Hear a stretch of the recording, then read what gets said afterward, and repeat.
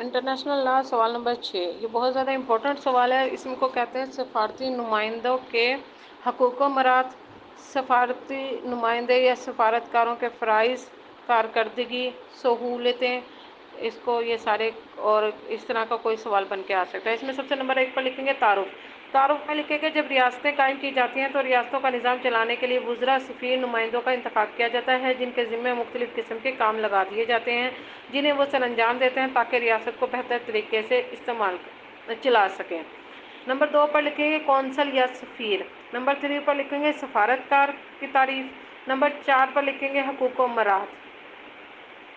اچھا، نمبر 4 پر لکھیں گے سفارتکاروں کے حقوق و مراد۔ اے، ذاتی تحفظ۔ بی، رہائش گاہ دی جاتی ہے۔ سی، مقدمات سے مبرا۔